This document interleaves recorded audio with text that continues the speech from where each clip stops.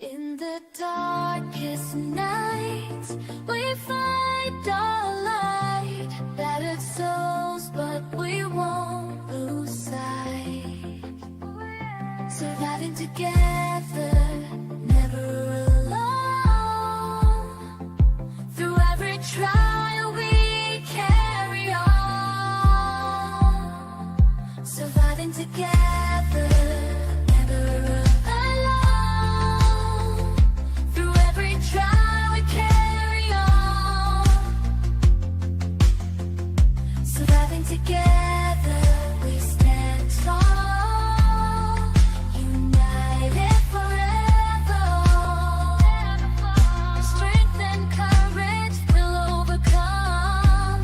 Oh, surviving together, victorious, and never, never alone. Hand in hand, we'll face the unknown. We see you, we hear you, and we believe you. Hey, everyone, how you doing? I am switching my mic around because I don't like the feedback on it. So, welcome to Surviving Together, guys. As you can see, I've got it a little darker here today. And yeah, I'm still using my computer camera. Hang on. I don't know if that really helped at all or not, but let me get these switched around here and we'll see if this improves my sound at all. So, welcome to Surviving Together.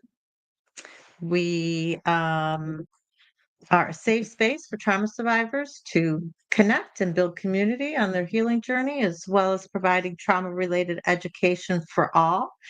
And today I wanted to go over some breathing techniques. Now, we've talked a lot about breathing on here and how it can help calm us down when we're anxious or stressed. And I'm going to go through our normal breathing exercises, but I've also got some segments of some videos for you guys on some, for me at least, were lesser known breathing techniques. And they are more based in, one is if you're really into yoga, you may know them. And another one is from Tibetan monk, I believe. And they're just different ways, and you may not have heard of these before. And so, like I say, we always need lots of tools in our toolbox, and different breathing techniques can make us feel differently. So, bear with me as I think my sound goes across to you. So even if I'm not hearing it quite right, it should go across to you guys really well. I want to greet who's here today so far. We have Christopher W. Hello, hello, hello. I do not think that I have met you on here before. So welcome and thank you for being here. And Thomas Diggs dropping by, welcome to you and saying have an incredible show. Thank you very much. So, why are breathing techniques even important? Why do we consider them part of our toolbox? Well, as you know, or I don't know, may not know. I always say as you know, because I think everybody's been with me from the beginning, but I kind of need to stop with that assumption. When we are in fight or flight mode, our sympathetic nervous system is activated.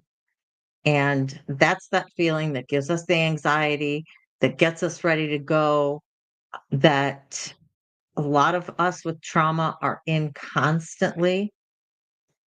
And the goal is, in order to calm down, in order to be more present in our daily lives, in order to reduce our stress levels, breathing techniques can really help because they activate our parasympathetic nervous system, which is what helps us to be in that calm and relaxed state. in particular, the vagus nerve, which is what I do believe one of the longest nerves in our body. I could be wrong on that, but I know it goes from here all the way down to your stomach. And it is key for activating our parasympathetic nervous system. Now, you're also going to see in one of these breathing techniques a technique that is activating facial nerves. See, our vagus nerve comes from here and it goes all the way down and connects to our stomach. But and then off here, we have all these facial nerves that start to come out, and activating those along with the vagus nerve is a different type of breathing technique. So we're going to go through that as well. When we activate our parasympathetic nervous system, we are being able to slow our heart rate down. We are able to reduce the stress hormones that are flooding throughout our body when we're in fight or flight. So things like cortisol and adrenaline, those levels lower. Our blood pressure decreases. Our heart rate improves in terms of being able to beat slower, beat more rhythmically. When we're in fight or flight, we feel that heart rate start to increase. And when we're in, extreme anxiety or panic, you could feel like it's going to beat out of your chest or that other people can hear it, right? Because it's beating so hard and so fast. And just in general, the end result of all of that is putting us in a more relaxed state and a calmer state. When we're calm, when we're relaxed, we're able to focus more on the present, on what we need to do. We're able to process information better. So, breathing techniques, I think, are something that everybody should have at least one or two that they feel comfortable with and that are kind of their go-to. Crystal, how you doing? Listening while out for supper. Perfect. That's awesome. And this will be something that anybody on replay, anybody who's even here now, you can come back to it. I have not linked the videos that I'm going to play up yet, but I will do that as soon as we're done. And I'll put those in the video description. So if you want to watch the full videos, because they do go through some explanation, they go through some deeper explanations as to where these breathing techniques come from and why these specific ones are helpful for the body. And if you want to learn more about them, you can watch the rest of that video, or then you can research on your own and get more involved with this. So I hope that you follow along with these, practice as these videos are going. That's why I'm going to actually play them instead of just trying to replicate it myself. But let's talk about some specifics in terms of specific types of breathing exercises. Now, the ones that may be most common, that most of us have heard of, may have in our toolbox already. Number one is belly breathing. And so the focus with this, and before you start any of these, the goal is to get comfortable, whether you're sitting down, laying down, standing up, sitting up straight, cross-legged, whatever. You need to be comfortable. And belly breathing is simply you want to inflate your belly when you're breathing in on the inhale and deflating it on the exhale. Some people call this baby breathing. Because if you watch babies, they do this naturally. And I don't know where it is in our development that it switches. Because if you just sit here and breathe normally, what way does your belly go? Does it go in? Does it go out? Does it not move?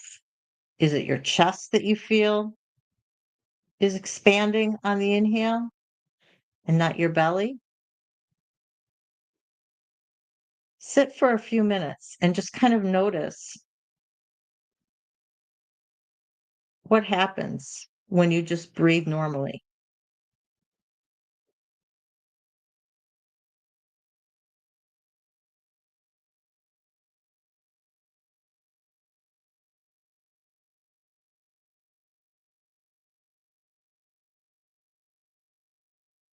I notice my diaphragm moving.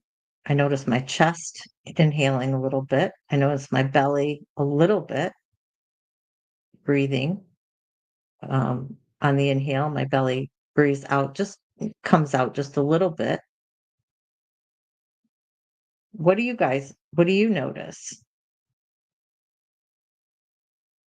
Hi, Co-Train, how are you doing?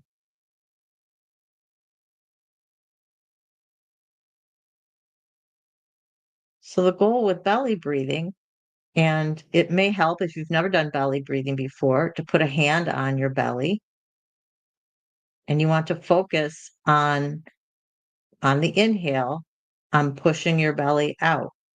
We're trying to inhale and expand our abdomen.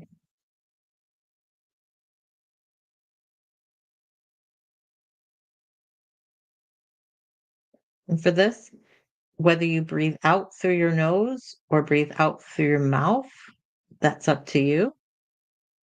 Some people feel comfortable doing it one way or the other. For this particular one, there's no right or wrong. Be grateful. How are you doing? So that's belly breathing. I first learned about belly breathing when I was running cross country and I get side stitches or, in your sides here, it's your intercostal muscles, the muscles that are in between your ribs, they would cramp up. And if you belly breathe, focused on doing that, you're stretching those muscles out and it would often help alleviate the pain. Some people were able to make it go away permanent, make it go away doing that. I was never able to. So belly breathing is one technique that you can do to activate your parasympathetic nervous system and help yourself calm down. Box breathing or square breathing is another method. And if you visualize a box, you're going to be breathing in, holding, breathing out, and then holding. And pick a number that feels comfortable to you. Remember, you're going to be holding it for the same length as you're inhaling and you're exhaling. So you want to pick something that's comfortable. Normally, 4 is usually a good starting point. If you find that you want your breaths deeper and that you can hold it for a longer period of time and still be able to do your exhale and holding again, do that. That's the wonderful thing about breath exercises is in terms of the counts, you can adjust it to wherever you're comfortable. Some people, because of different health conditions, they may not be able to breathe in and quite as many. But if we're going to breathe in for 4, hold for 4, exhale for 4, hold for 4. and do it over again. Inhale for 4,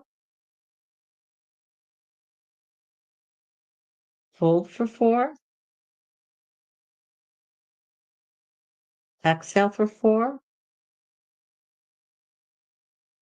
hold for 4. And I would recommend doing this at least 5 times. You can do it more. Do it until you feel settled, until you feel relaxed. Maybe you get to a point and you want to switch to a different type of breathing exercise. That's fine as well. But box breathing can be very beneficial in calming you down. I find for myself that it's effective when I'm really stressed, like when I'm really feeling that anxiousness, because it's those holds that, like, for me, it's like my brain is like, okay, yeah, we're this is what we've got to do. I'm just so focused on in, hold, out, hold it, and it just zeroes me in onto what I'm having to do with my breath, and the rest of the world just kind of floats away for me. And that's me personally.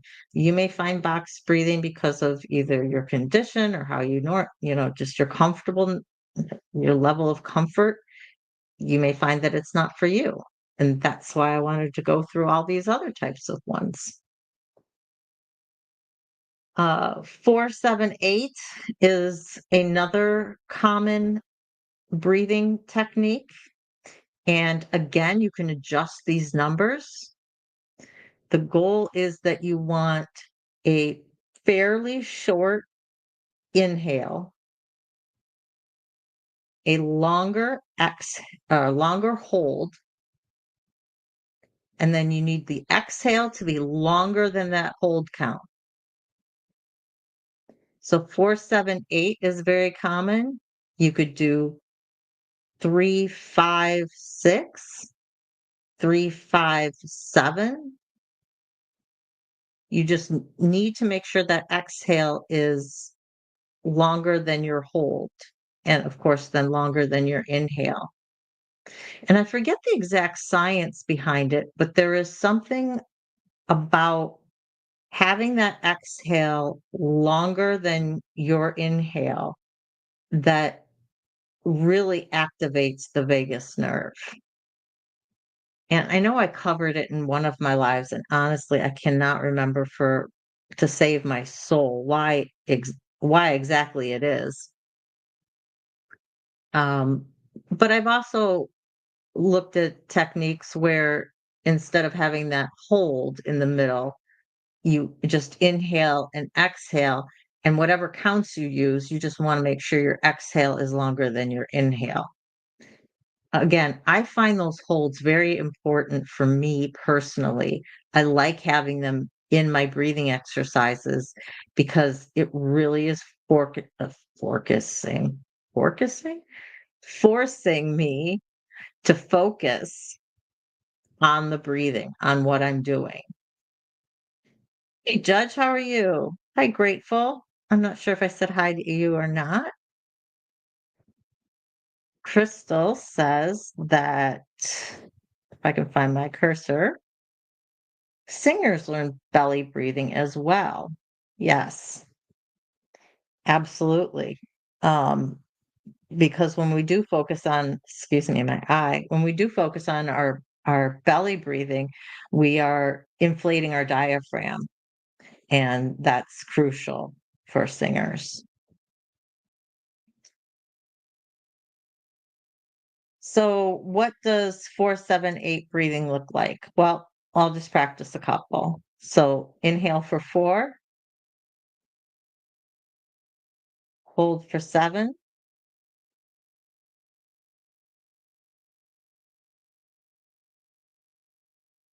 exhale for 8.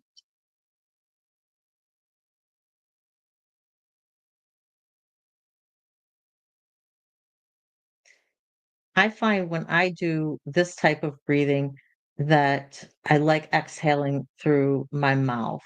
For me, I I don't know, it's something about forcing that breath out, making sure that that breath is longer than my hold, and really getting everything that's in my lungs out.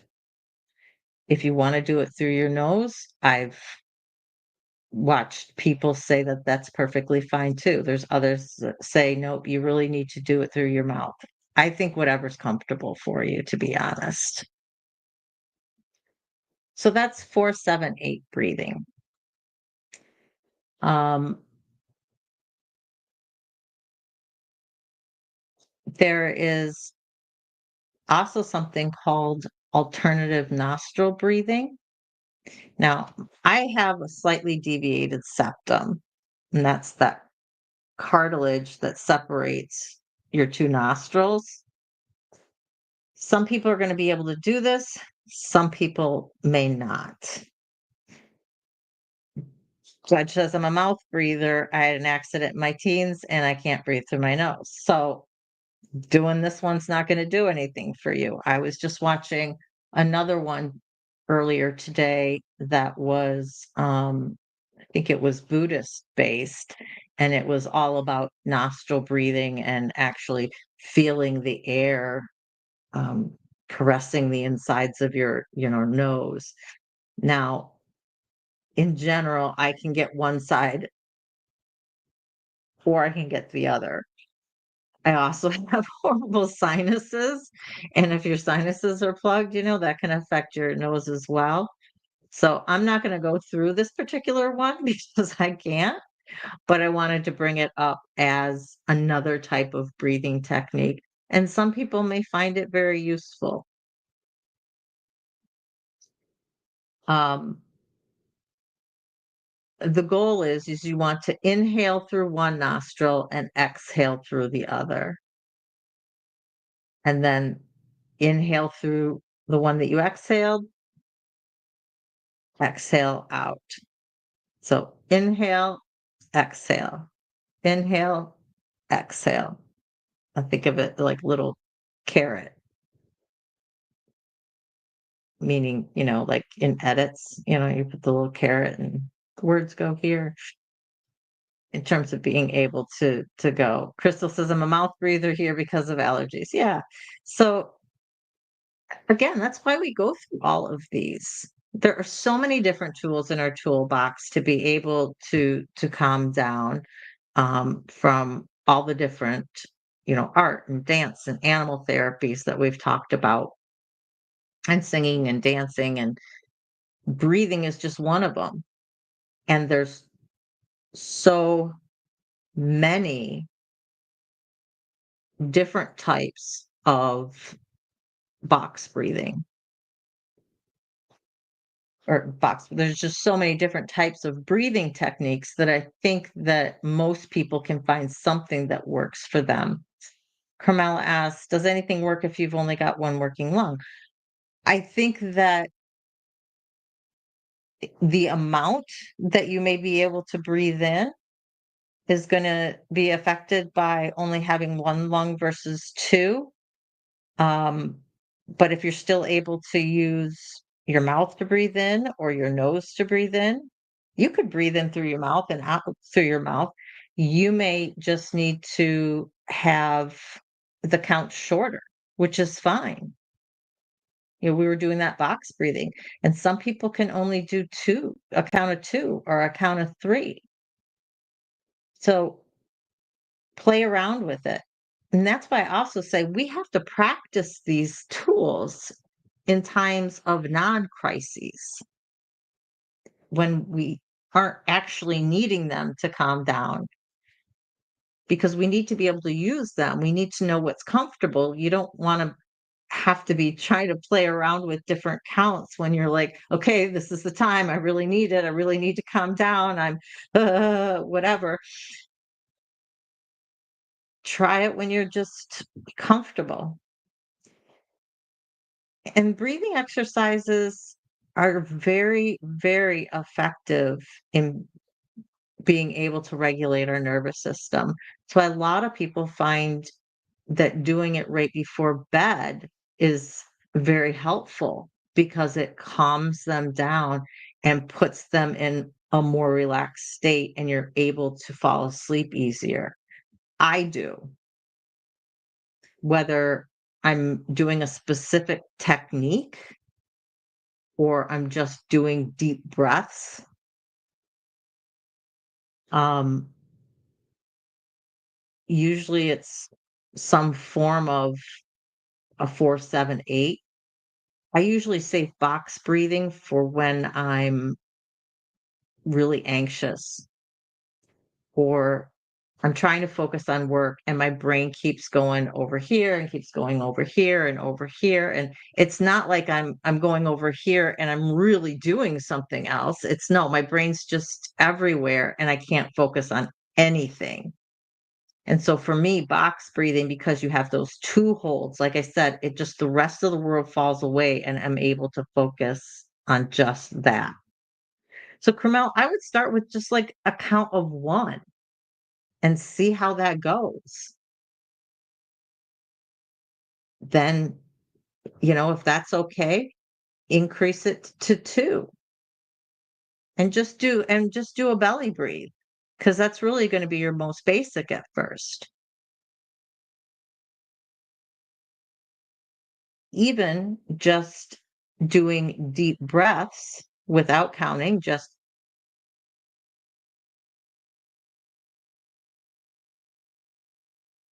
I do still always try to make that exhale longer than my inhale, wanting to expel everything that's in my lungs. So even just that simple breathing can help activate our parasympathetic nervous system as well. There is something called pursed lips breathing. Now, I tried this and I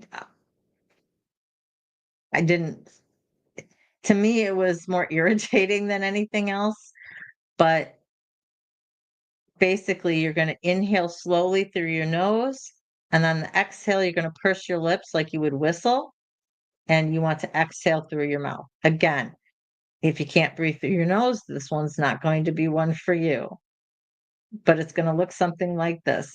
And again, the counts are going to be up to you. I just do what's comfortable.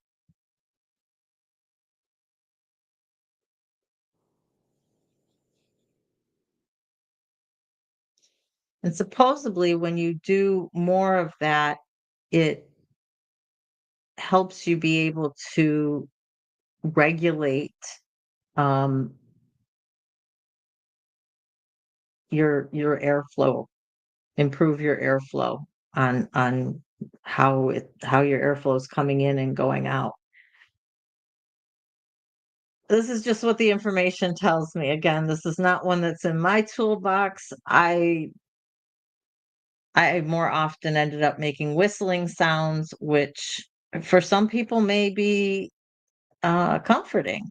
Whistling, humming, singing, all of these things can activate our parasympathetic nervous system. For me, noise, if I'm not like actively singing or something, is more distracting for me. So if I'm trying to focus on my breathing and all of a sudden I'm hearing a whistle, that noise is distracting and it takes me away from what I'm thinking. So that's why this one particular one isn't in my toolbox, but give it a whirl. You may find that you like it.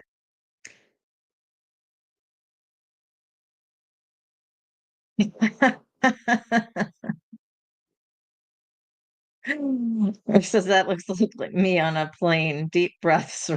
To be fair, it was a horrible plane ride. I've had a few of those myself, believe me.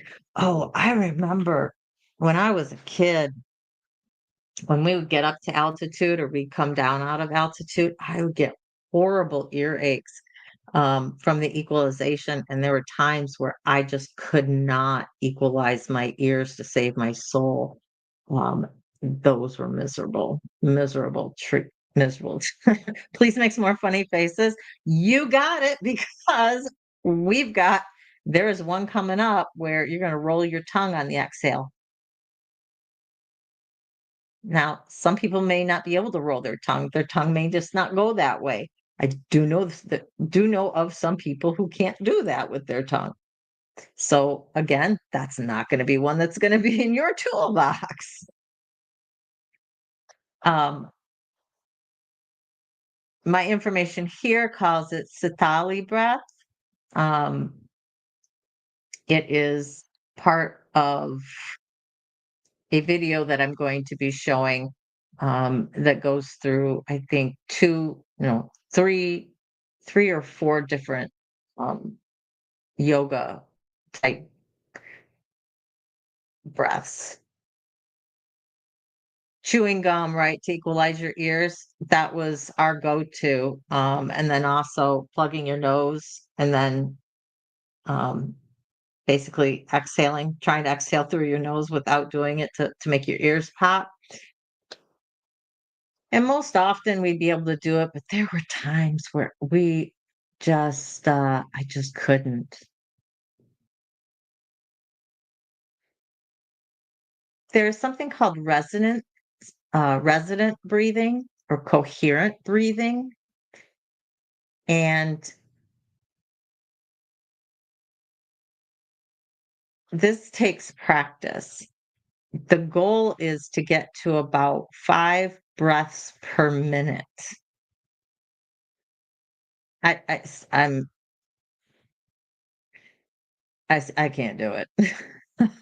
It would take a lot of practice. It would take a lot of practice. But basically, you're going to inhale for 6 counts and exhale for 6 counts. Um, well, I guess I could do that. The goal with those 6 in, 6 out, having 5 per minute is you just have this constant breath.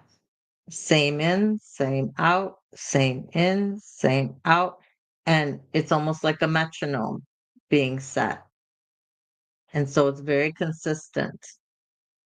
And this might be something that you can practice just in terms of when I was talking about just breathing, seeing how much you're able to breathe in and breathe out. If you can only do 2 counts or 3 counts, if you can breathe in for 2 counts and breathe out for 2 counts, breathe in for 2 counts, breathe out for 2 counts, you're at least keeping it consistent. And being able to focus on that, focus on your numbers, focus on that counting, feel your breath as it's coming in and going out, whichever orifice you choose for that to be.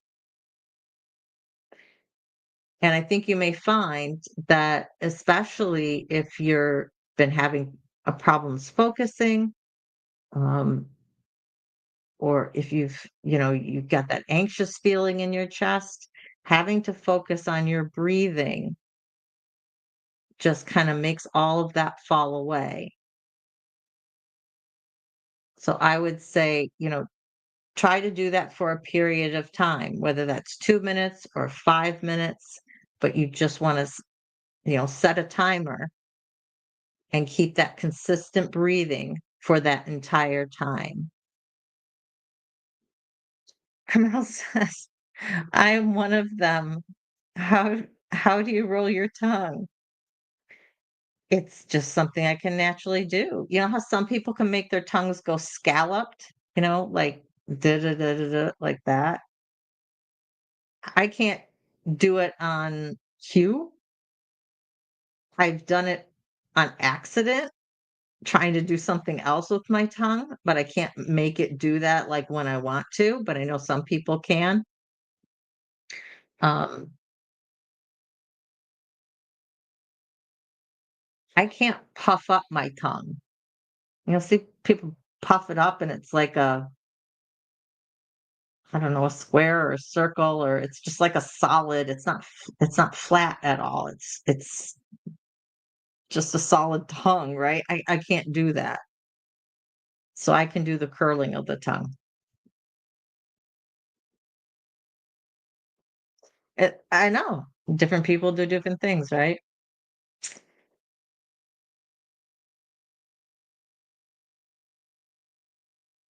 So the bee breath or Brahmari, Ujjayi is ocean breath, and we're going to go through both of those in a video that I'm going to play. So I'm not going to discuss them because I'm going to let the experts go over that.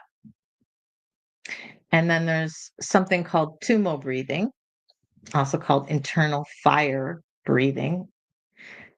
I've got a video that we're going to do to go over that one as well.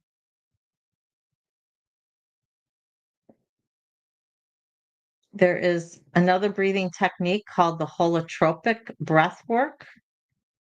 And essentially, you control your breathing, and a lot of times it's accompanied by music. So you're going to time your breathing with the music. So if there's a beat or a drum or whatever the constant is in the music that you're listening to, that's how your breathing is you're going to match it up with that.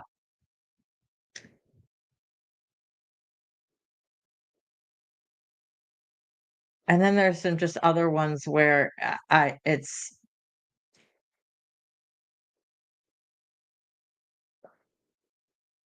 skull shining breath. The Indian word for it is Kapalabhati.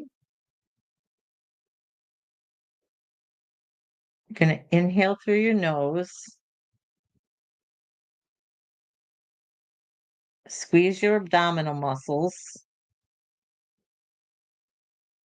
and then exhale through your nose quickly, a forceful, short breath. So you just inhale through your nose, just like you were going to, breathe normally. Tighten up your stomach muscles. And again, that's hard for me because I don't have full access to both my nostrils. So for me, it feels like part of that breath gets stuck. Now, if I was to do that and exhale quickly through my mouth, I think that I could accomplish roughly the same thing.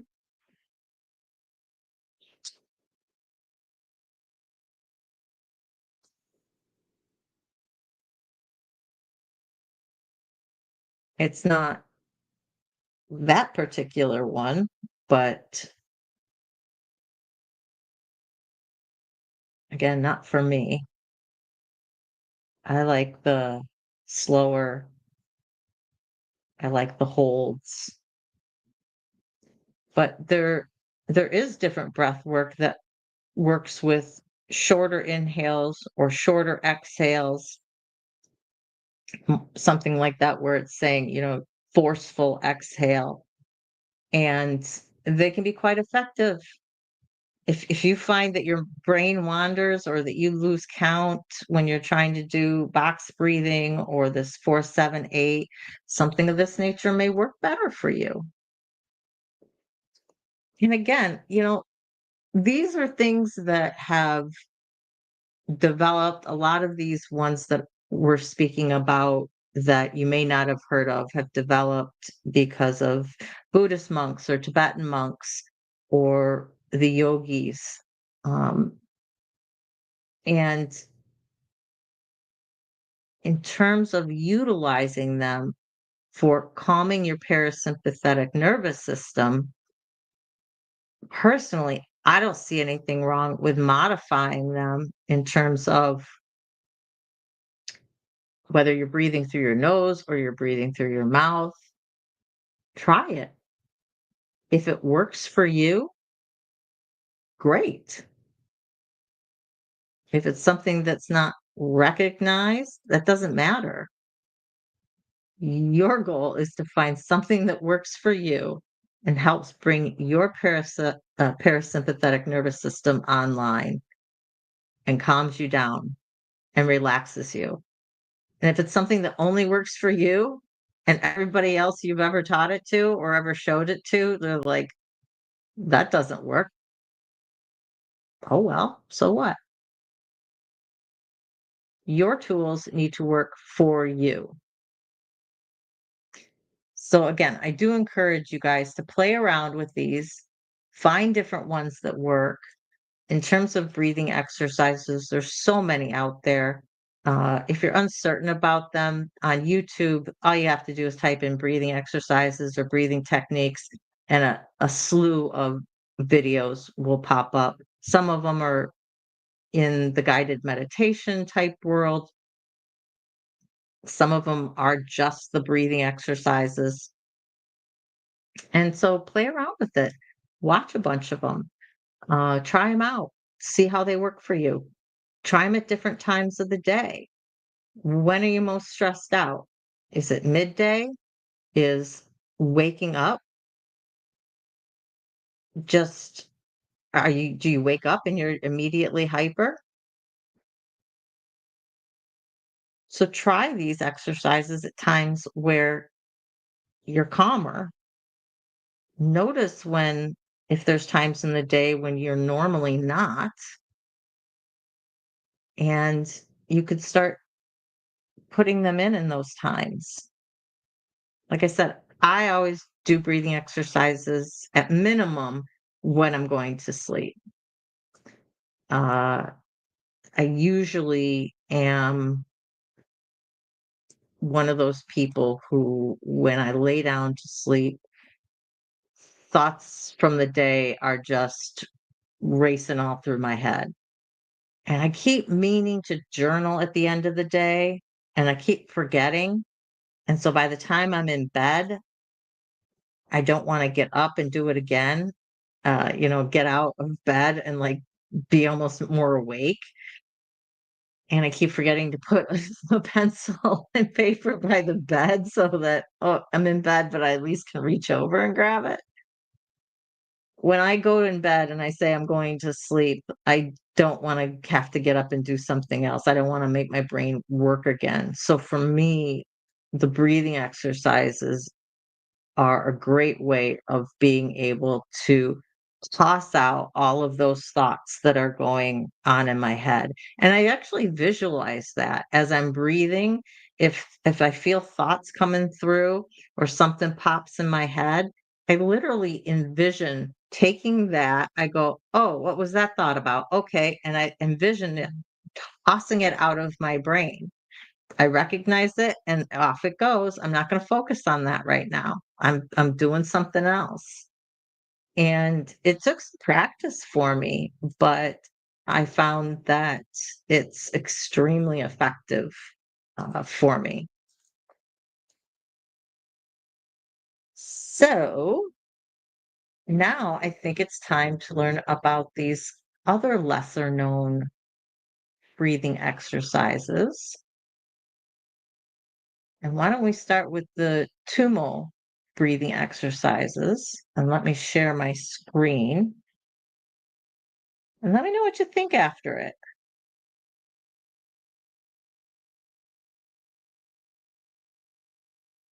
Oh, interesting. Rick says deep breath and sternum rub works for me when needed. Interesting. I've never heard of that. But see, this is a perfect example. You do what works for you. So the Tumo breathing, like I said, is also called the internal or inner fire um, breath. And supposedly, when you get good at it, it can help actually raise your internal temperature. Hey, ALV, how you doing? Breathing tonight. Something that you may need when you're dealing with some particularly testy counselors. All right, let me share this screen. And I want to get myself off of it. No,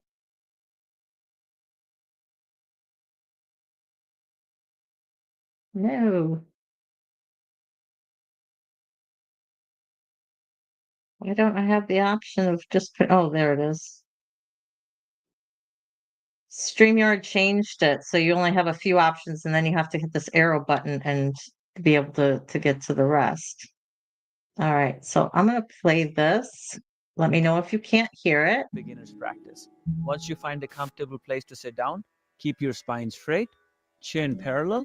So first I'm going to demonstrate you how to practice this breathing, and then we're going to go into the 3 rounds of Tumo's breathing. Can you guys hear that okay? Let me get, I can't find my cursor. I got my two screens set up, and again, I'm still on my white cursor and I can't find it. Breathing is good. You can hear it, okay. All right, good. I couldn't hear it very well because I still have it wasn't playing through my earbuds. That is weird, but I'm glad you guys could hear it. Okay, let's hit play on this. Keeping your spine straight, chin parallel, you're going to take big inhales. When you inhale, bring the breath all the way into your belly, fill up your stomach, and then fill up your chest. And as you exhale with pursed lips, just like you're throwing the air forcefully all the way to your hand. Just like this. So inhale, belly, chest, exhale. And you can exaggerate this moment by inhaling, exhaling, pull the stomach in, inhale, open the chest, open the rib cage, exhale, pull the stomach in. So let's begin. Inhale.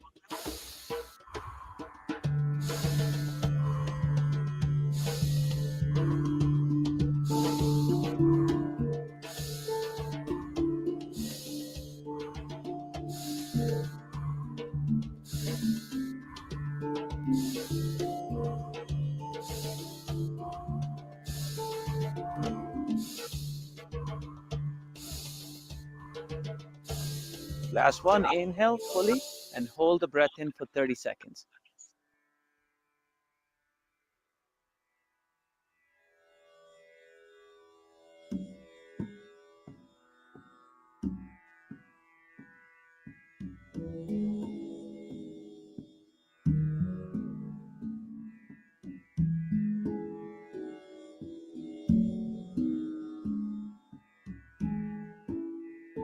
And after 30 seconds, with the pursed lips, slowly, with full control, let the breath out.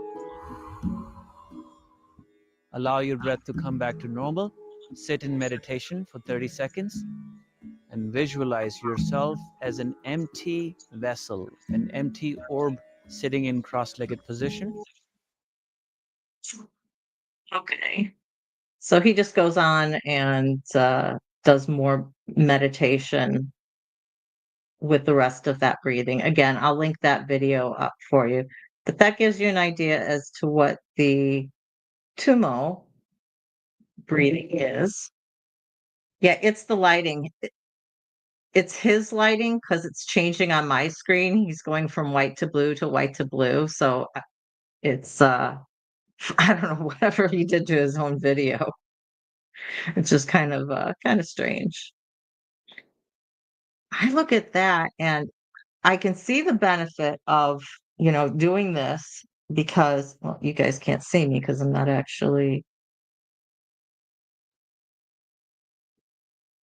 on the screen, but that moving your arms, because you're expanding your rib cage, giving your lungs more room to expand.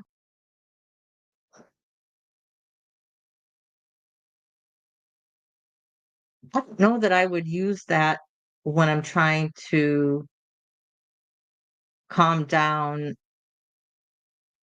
towards the end of the day. If it was like evening or something, if I really wanted to be calm.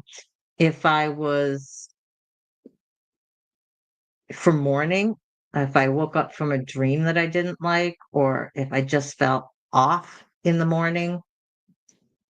Sometimes you wake up and you just you're just not in a good mood. Even if you can't put your finger on it, even if it's not a bad mood per se, but you're not in a good mood. For me, anything with movement is for me psychologically, that's like, okay, let's get going type of thing. And as they said, as you do it more, you're supposed to be able to raise your internal temperature. And I only want that happening during the day, during the morning, or, like lunch at latest for me. I don't know. That's just a personal thing. But if you're in a social situation and you can kind of get away from, something, and you still want to be active, but the social anxiety is getting to you or something, I could see maybe doing um, that type of exercise in that situation. Probably going to the bathroom stall or something. I can hear myself using something an awful lot, and Tommy must be just rolling over wherever he is. Okay. So the other video I have for you is remove, based on basically different breathing techniques that are very common in yoga. Now, this woman does have a fairly thick Indian accent, so I do have it on regular speed, and hopefully you can understand her. You may want to go back and watch it again if you had a little trouble with her accent. Maybe watch it on 0.75. That might help. Or you could find somebody else who um, doesn't have quite as thick of an accent. I don't have problems with people's accents. For some reason, once I listen to people for just a little bit, I get really used to it. I remember I had a Nigerian teacher in college, and there were some people who actually dropped his class because they couldn't understand him. And I'm like, what do you mean you can't understand him? He sounds just fine to me, but that again, that's just my ear. Okay, let's get this woman on here. Now, her video, I'm starting about halfway through, and the beginning of it, she goes through and she talks about the sympathetic nervous system and the parasympathetic nervous system and what goes on in your mind and everything that we kind of talked about at the beginning. And so that's why I'm skipping through. She also speaks a lot about those facial nerves that I was talking about, because it's a particular type of breathing exercise that you'll see at the end. She's going to add it into these other exercises that she's doing, where you're putting your hands on your face. And essentially, wherever you're putting your fingers, those are on different facial nerves. And then your thumbs go to your ears and close off your ears. And you have your eyes closed, and the goal is to be closing off all of your senses. So she goes through the explanation and puts a picture up of the facial nerves and things. So if you want to learn more about these breathing techniques, I do encourage you to watch her video from the beginning, because I thought it was a pretty good video. We'll go ahead and play these through. And this is going to be a little bit longer because she goes through multiple ones, but they're all examples that I had pulled up that I was going to go through anyway. She just happens to do them all. So I figure, let the expert do it. So let's listen to her. Practice. Sit comfortably, body in a relaxed state. If you can't sit on the floor, that's okay. Sit on a chair with the back straight, without leaning backwards, without kind of slouching. If you sit straight and drop the chin slightly down, then your back remains straight. Now inhale comfortably, deeply through the nose. And on exhalation, release the breath with a humming sound.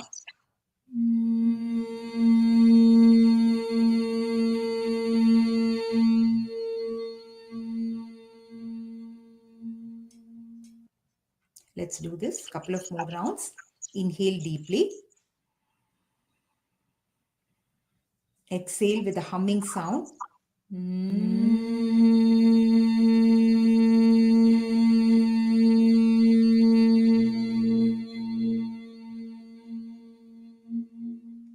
Inhale.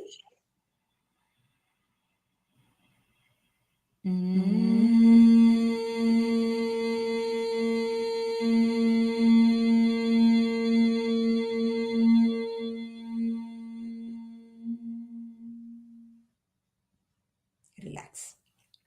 This is the basic version. Now let us see the second variation. This variation is designed to bring more clarity to the mind, especially when it feels tired. It is something you can practice in the middle of your workday. In this version, What if one day could change everything? When Jesus died on the cross, I'm it so counted for all. sorry. Tell me what he. for the inhalation part, we will be using Ujjayi breath. Ujjayi is also called the oceanic breath, as you gently constrict the throat to extend the length of your inhalation, producing a subtle sound that comes from the throat. If you are new to Ujjayi breath, I have another video on how to do Ujjayi. Please watch that after this one. So you will inhale using Ujjayi and then add Antar Kumbhaka, which is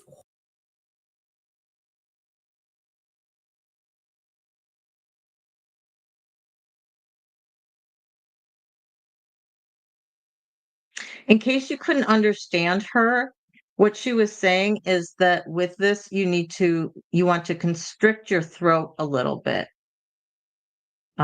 when you're inhaling and then when you're exhaling. So you want to try and close your throat up a little bit. So that's going to take some practice. And she says she has a whole video on just doing this type of breath, the Ujjayi.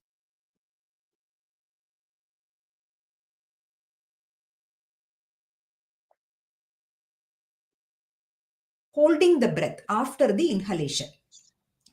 The length of the breath that you hold should be within your comfortable capacity. You can start by holding the breath for the same duration as that of your inhalation. Say, for example, if you inhale for 4 seconds, you can hold for 4 seconds. There is one contraindication to be aware of, like when you're doing a inhale hold, when you're doing the Antar Kumbhaka. If you have high blood pressure or any heart condition, avoid the inhale hold. Instead, you can simply pause briefly after the inhalation, maybe like a second or two. Let us practice this now. Inhale deeply through Ujjayi inhalation by constricting the back of the throat. Listen to the subtle sound that comes from your throat as you inhale Ujjayi. Now hold the breath. 4, 3, 2, 1. Exhale with the humming sound.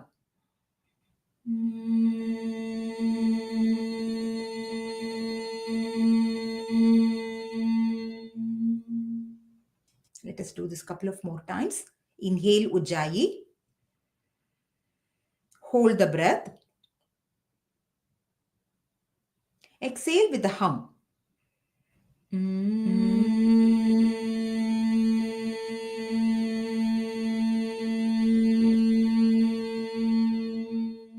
Once more. Inhale. Hold. Exhale.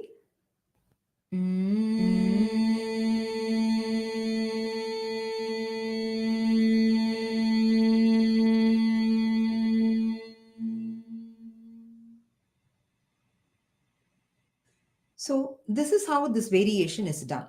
When you're mentally tired and want to improve your alertness and clarity, this variation is the best. Now let us see the third variation. In this variation, Brahmari is done with Shanmughi Mudra. As I told you earlier, in this mudra, you will close all the doors for your senses and direct the awareness inwards. Let us practice this now. Place your small finger on the bottom of the lips, ring finger on top of the lips, mid finger in the sides of the nose. Place your index finger just below the eyes. Do not place it on top of the eyeballs, but place it as if you are pulling your eyelids down. Place your thumb on the ear flap. You can close that completely during the humming exhalation. This will create a kind of a reverberation inside you. Just be aware, both inhalation and exhalation happens through the nose. So you're not closing the nose completely. Whereas just placing the ring finger on the sides of the nose. Let us start now. Inhale now deeply. On exhalation, close the ear flap, making the humming sound, and finish the exhalation completely.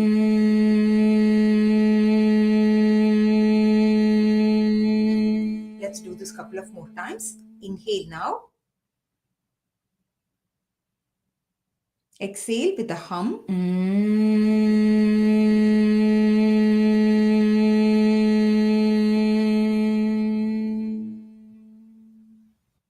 Again, inhale.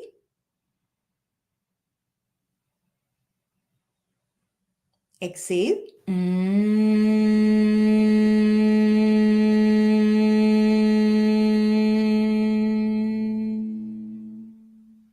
Relax. Try to do this.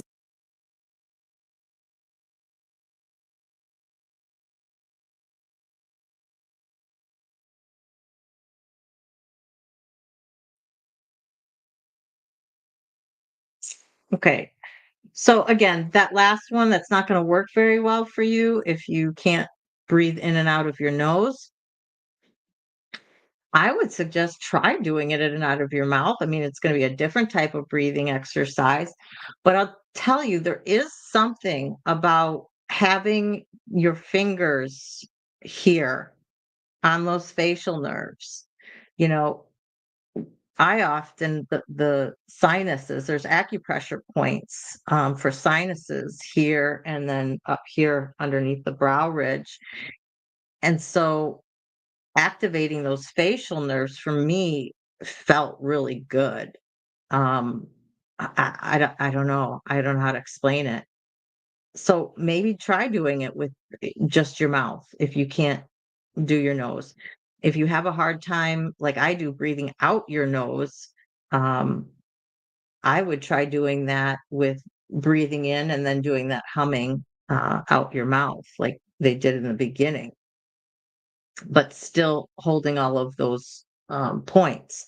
So you're basically pressing on all of those facial nerves where they come in and where they're ending in your face there. So again, I'll link these two videos up here after we're done today. It's just on 7 o'clock now. I think I lost most of you guys on those end videos, but like I said, they're more specialized in terms of where they came from, but they're more tools for your toolbox, and you may find them useful. You may try different variations of them. Again, whatever works for you.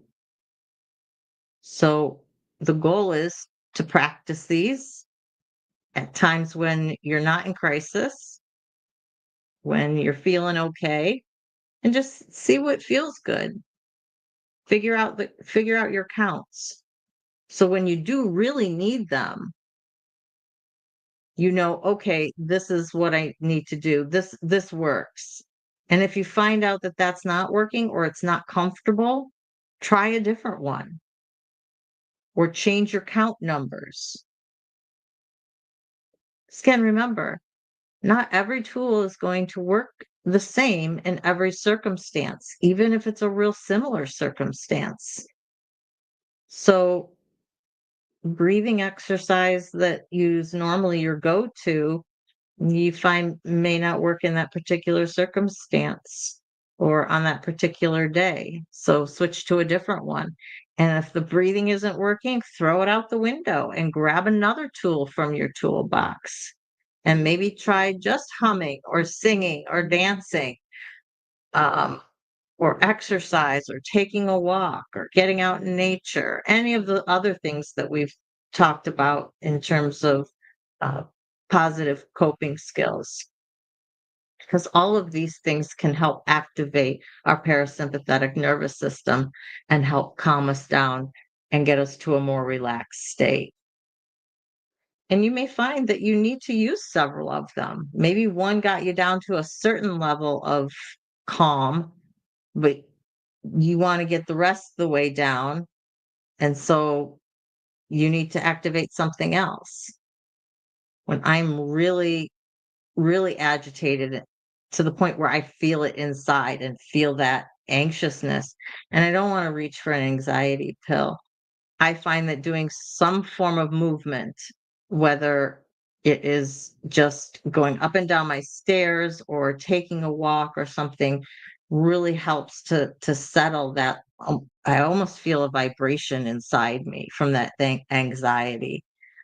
And then after that, I need to sit, and doing those breathing exercises, particularly the box breathing or the 4-7-8, are really helpful to kind of get me from that level that I'm at to an even calmer state.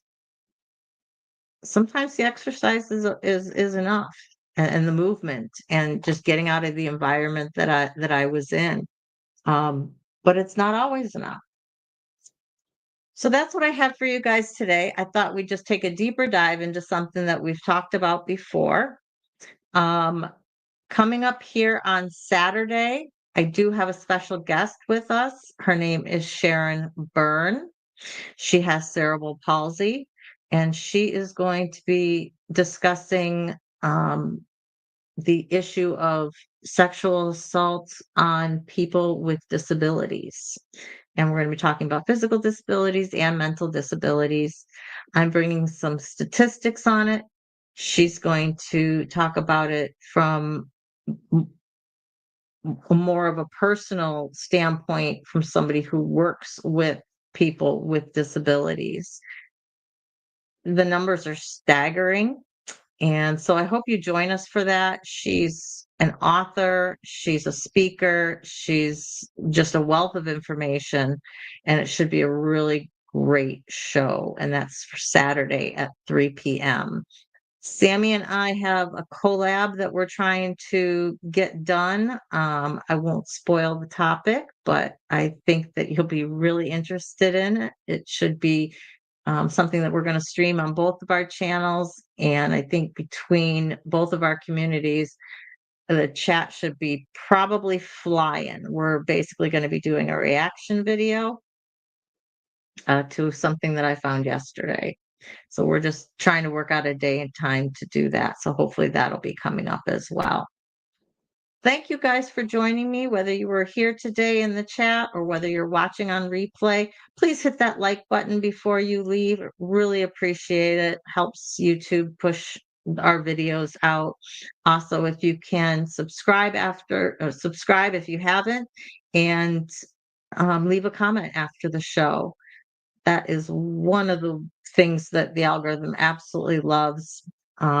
Something that this channel's struggling with a little bit is getting comments on the shows, so they're not getting pushed out quite as much.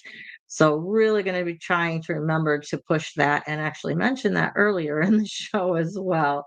So you can tell it's not something that I think about a whole lot, but I guess I got to remind you guys to do it. So if you can, that would be awesome. Even if you're just saying replay crew, YouTube isn't analyzing the content of your comments, just the fact that there are comments there. So if you can help out, that would be great.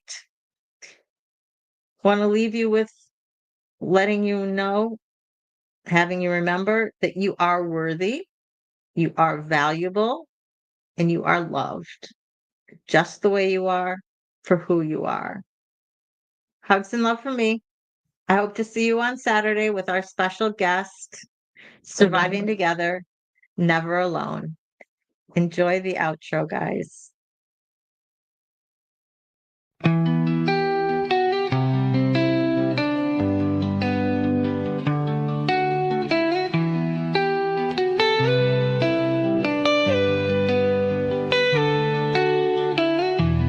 Through the fire,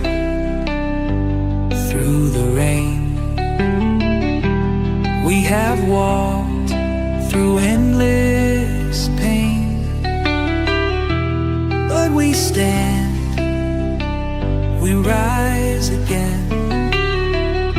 Stronger now, we break the chains. Surviving together, hearts open wide, lifting each other through every tide. The past may have shaped us, but it won't define. Together we heal, together we shine.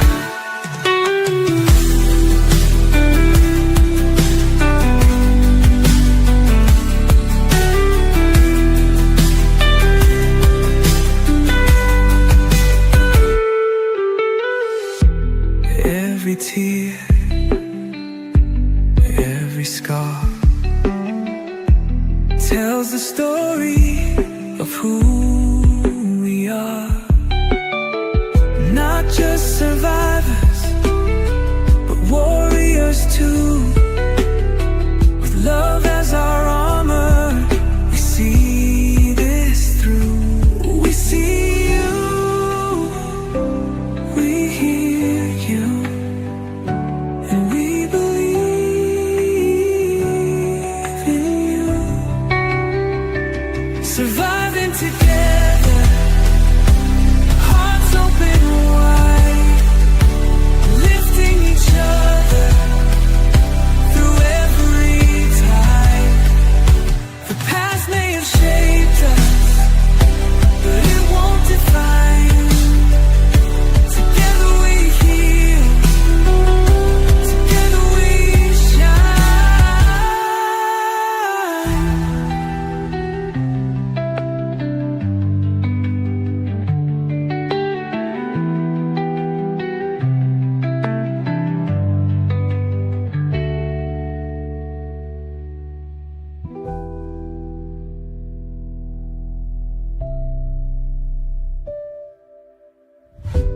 We see you, we hear